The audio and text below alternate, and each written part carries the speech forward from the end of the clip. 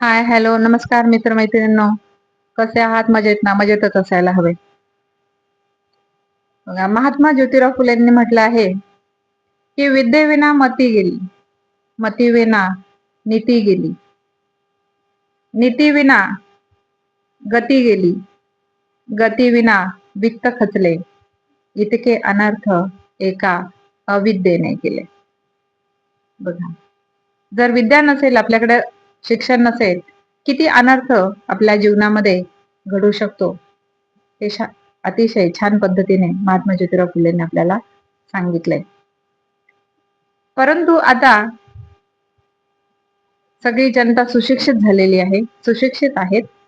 तरी सुद्धा बघा, या सुशिक्षितांची नीतीही गेली आणि मतीही गेली. गेली 4 दिवस वर्तमानपत्रामध्ये, टीव्ही वर, वेगवेगळ्या सगळ्या चॅनल्सवर एकच बातमी झळकत आहे, ती म्हणजे लिंगपिसाट बाबा, भोंदू बाबा अशोक खरात याबाबत. हा जो भोंदू बाबा आहे, माणसाच्या रूपातला राक्षस आहे, हैवान आहे. त्याला जेवढ्या उपमा देता येतील तेवढ्या कमीच आहे. महिलांचं लैंगिक शोषण त्याने केलेलं आहे. अतिशय किळसवाण्या गोष्टी त्याने केलेल्या आहेत. ऐकताना चीड येते, तळपायाची आग मस्तकाला जाते. पण या ठिकाणी ह्या बाबाची जी काही संस्था आहे, त्या संस्थेवर महिला आयोगाच्या अध्यक्ष आहेत. वेगवेगळे त्यांचे व्हिडिओ व्हायरल झालेले आहेत. त्याच्यामध्ये त्या पाय काय धुतायत, पदराने पाय पुसतायत, पेढा भरवतायत, त्याच्या डोक्यावर छत्री धरलेली आहे. तर अशा प्रकारे सरकारचं जर छत्र त्याच्या डोक्यावर असेल, तर अशी कृत्य तो का करणार नाही? त्याची एवढी हिंमत त्याच्यामुळेच झालेली आहे, तेव्हा त्याने हे केलेलं आहे. आत्ताच आपण 8 मार्च महिला दिन साजरा केला. काय उपयोग?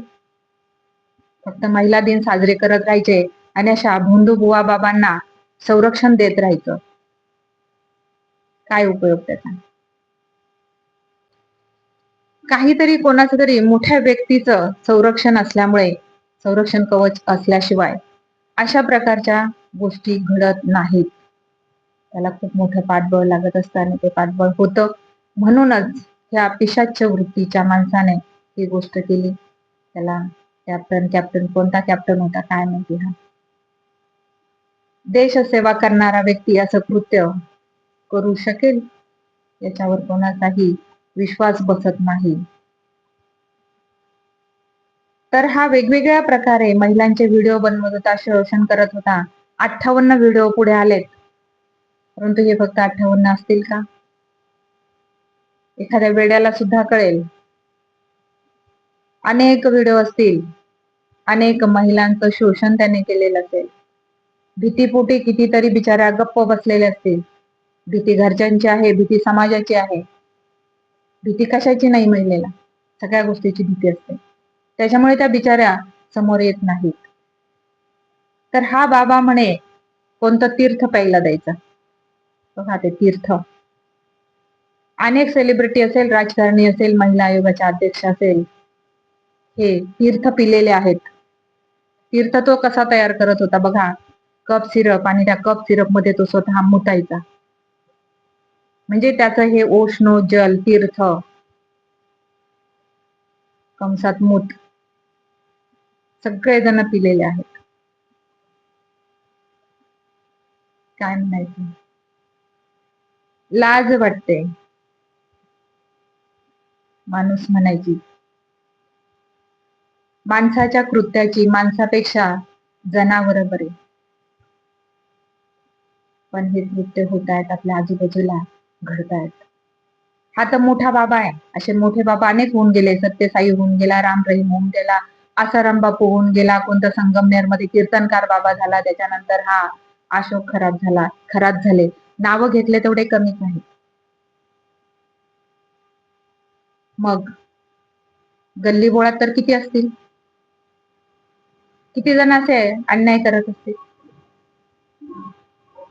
किती जणांची तोंड दाबले जात असतील, किती जणांचं आयुष्य उद्ध्वस्त होत असेल, याचा कोणी विचारच करत नाही. तर ह्या बाबाकडे म्हणे 500 कोटीची संपत्ती आहे. 1 कोटी जमा करता करता अख्खं आयुष्य जातं आपलं, तरी 1 कोटी जमा होत नाही. यांच्याकडे एवढी संपत्ती येते कुठून? आपल्यासारखी सर्वसामान्य जनता वेगवेगळ्या प्रकारचे टॅक्स भरते आणि सरकार अशा त्या पिशाच्च वृत्तीच्या माणसांना संरक्षण देतात. धर्मादाय आयुक्तांची यांनी परमिशन घेतलेली असते किंवा त्यांच्या परवानगीनेच अशा प्रकारची संस्था सुरू होतात. अशा संस्था सुरू झाल्यानंतर त्यांच्यावर लक्ष ठेवण्याची जबाबदारी कोणाची? तिथे काही अशा प्रकारचं अनैतिक काही घडतंय का, हे पाहण्याची जबाबदारी कोणाची? शिंदे साहेबांचाही फोटो आहे, तटकरेंचा फोटो आहे, अजून वेगवेगळे बरेच काही अजून समोर येतील, हळूहळू आता यायला लागलेले आहेत. मग अशा फोटोंचा उपयोग हे बंधुबाबा करत असतात. समोर बाह्य पृष्ठभागावर बाहेर ते लावत असतात, दिसणाऱ्या ठिकाणी ते लावत असतात की येणाऱ्या जाणाऱ्यांनी हे पाहून विश्वास ठेवावा. आणि ते पाहूनच महिला आयोगाच्या अध्यक्षा त्या ठिकाणी आहेत. महिला आयोग महिलांसाठीच काम करणारा आयोग आणि त्याच्या अध्यक्षा त्या ठिकाणी जर जात असेल तर कोण विश्वास ठेवणार नाही? मोठ्या संख्येनं विश्वास ठेवला गेला, त्या ठिकाणी महिला गेल्या आणि त्यांचा अशा प्रकारे लैंगिक छळ त्या ठिकाणी केलेला आहे. तर मला या व्हिडिओच्या माध्यमातून माझ्या महिला भगिनींना एक नम्र आवाहन करायचं आहे की अशा प्रकारच्या गुंडगिरीला बळी पडू नका. तुमच्या अडचणी तुम्ही घरात सोडवा. आजारपण असेल तर डॉक्टरांकडे जा. संत गाडगे बाबा अशिक्षित होते, परंतु अंधश्रद्धा निर्मूलनासाठी अख्खं आयुष्य त्यांनी खर्ची घातलं की ह्या बुवा बाबाकडे जाऊ नका, अंगारे दुपारे नवस सायास करू नका. त्याच्यावर तुम्ही जो पैसा खर्च करताय तो शिक्षणावर खर्च करा आणि शिक्षण घ्या. शिक्षण घेतले माणसाने, परंतु त्याचा उपयोग झालाय का? महात्मा ज्योतिबा फुले असेल, शाहू महाराज असतील, आंबेडकर असतील, हे कळलेत का आपल्याला? का त्यांनी दिलेलं ज्ञान हे फक्त आपल्याला वाचनापुरतं पुस्तकाच्याच पानावर राहिलेलं आहे, आपल्या डोक्यात काही दिलेलं दिसत नाही? काय म्हणावं या वृत्तीला? तर कुठेतरी हे सगळं थांबलं पाहिजे. ज्या ज्या भगिनींवर अन्याय झालेला आहे, अत्याचार झालेला आहे, त्यांनी न डगमगता सांगतो, तुमच्या एका कृतीने तुमची एखादी बहीण वाचणार आहे, तिला सुद्धा बळ मिळणार आहे. आणि ज्या घरातल्या महिलांवर अशा प्रकारे अत्याचार झालेले आहेत, माझ्या बंधूंना त्यांच्या नवऱ्यांना सुद्धा सांगणं आहे की त्यांना हिंमत द्या,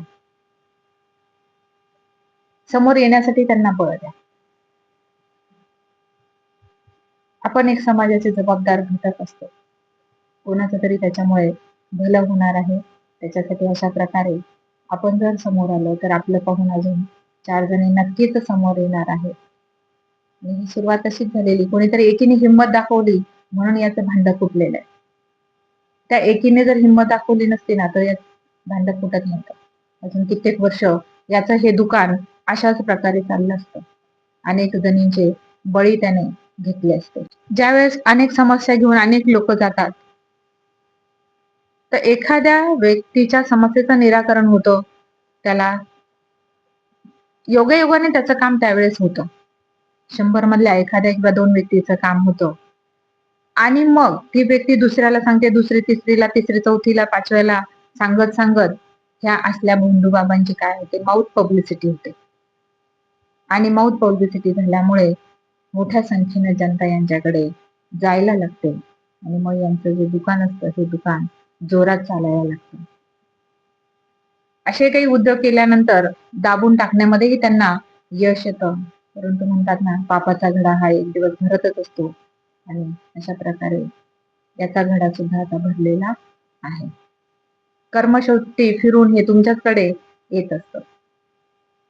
तर कोणतीही गोष्ट करताना थोडस लक्षपूर्वक सावध राहून, आणि महिलांना हा एक सिक्स सेन्स असतो बघा, की समोरचा त्याची नजर कशी आहे, कोणत्या नजरेनं बघतोय, त्याचा टच कसा आहे, त्याची बॉडी लँग्वेज कशी आहे, ह्या अगदी क्षुल्लक ज्या गोष्टी असतात ना, ह्या महिलांना खूप पटकन लक्षात येतात.